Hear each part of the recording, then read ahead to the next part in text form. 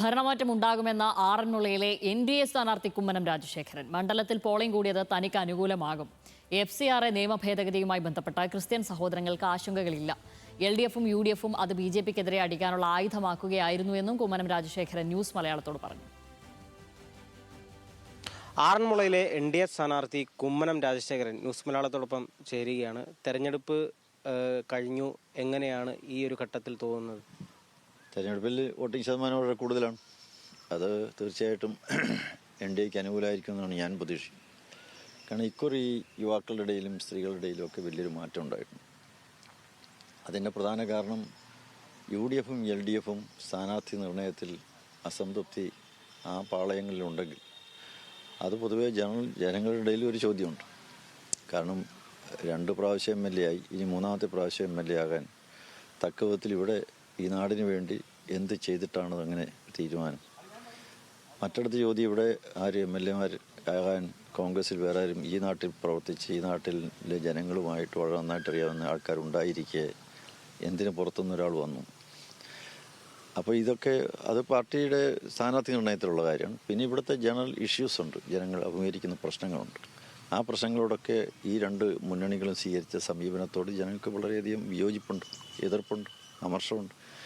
അപ്പോൾ അതെല്ലാം കൂടി കണക്ക് കൂട്ടുമ്പോൾ എനിക്ക് അനുകൂലമായ ഒരു ജനവിധി ഉണ്ടാകും എന്ന് തന്നെയാണ് എൻ്റെ പ്രതീക്ഷ. ആറന്മുള മണ്ഡലം എന്ന് പറയുമ്പോൾ ക്രിസ്ത്യൻ വോട്ടുകൾക്ക് വലിയ പ്രാധാന്യമുള്ളൊരു മണ്ഡലമാണ്. FCRA നിയമ ഭേദഗതി ഏതെങ്കിലും തരത്തിൽ ആശങ്ക ഉണ്ടാക്കിയിട്ടുണ്ടോ? വോട്ടിങ്ങിനെ ബാധിക്കാൻ സാധ്യതയുണ്ടോ? FCRA ഒരു UDFിൻ്റെ LDFിൻ്റെ ഒരു വിഷയമായിരുന്നു.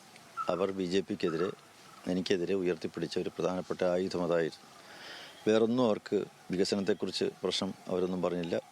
ഈ നാടിൻ്റെ നേരിടുന്ന ജീവൽ പ്രശ്നങ്ങളെക്കുറിച്ചൊന്നും അവർക്ക് പറയാനില്ലായിരുന്നു. FCRA എന്ന് മാത്രം ചെന്ന് പറയുമായിരുന്നു, ഒരു പച്ചക്കള്ള ഇങ്ങനെ പറയുമായിരുന്നു.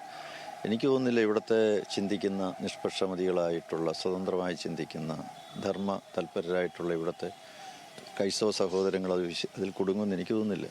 കേരളത്തിലൊരു ഭരണമാറ്റം ഉണ്ടാകും? തീർച്ചയായിട്ടും ഉണ്ടാവും. ഒരു ഭരണവിരുദ്ധ വികാരം ഈ കേരളത്തിലുണ്ട്. കാരണം 10 വർഷമായിട്ട് ജനങ്ങൾ അനുഭവിക്കല്ലേ. ഇവിടെ തൊഴിലില്ലായ്മ രൂക്ഷം, വിലക്കയറ്റം രൂക്ഷം, ഇവിടുത്തെ വികസന മുരടിപ്പ്, ഇവിടെ വ്യവസായശാലകളൊന്നും വരുന്നില്ല, ഇവിടുത്തെ ചെറുപ്പക്കാർക്ക് തൊഴിൽ കിട്ടുന്നില്ല, നാട് വിട്ടുപോയിക്കൊണ്ടിരിക്കുന്ന ഒരവസ്ഥയല്ലേ. ഇത് മറ്റൊരു സംസ്ഥാനത്തും ഇല്ലാത്തൊരവസ്ഥയല്ലേ. അപ്പോൾ ഒരു ഭരണവിരുദ്ധ വികാരമുണ്ട്. അപ്പോൾ എനിക്ക് തോന്നുന്നില്ല ഈ സർക്കാർ, അതുപോലെ UDFിനെതിരായിട്ടുമുണ്ട്. UDF ഇവിടെ 70 വർഷമായിട്ട് ഇവർ മാറി മാറി നമ്മൾ കേരളത്തിൽ വന്നുകൊണ്ടിരിക്കുകയല്ലേ, ഭരിച്ചുകൊണ്ടിരിക്കുകയല്ലേ. ഒരു BJPക്ക് എത്ര സീറ്റ് വരെ കേരളത്തിൽ ഈ തെരഞ്ഞെടുപ്പിൽ കിട്ടും? കണക്കുകൾ കിട്ടിക്കൊണ്ടിരിക്കുകയാണ്.